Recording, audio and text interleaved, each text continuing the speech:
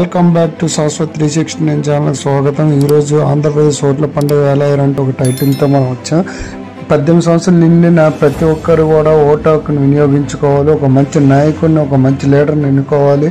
అలాగే మన ఆంధ్రప్రదేశ్లో భావి తరాలకు మంచి ఉపాధి ఉద్యోగాలు కల్పించి మంచి ఉన్నతమైన స్థానాల్లో మన ఆంధ్రప్రదేశ్లో నిలబెట్టించే నాయకుడిని అయితే మనం ఎన్నుకోవాలి.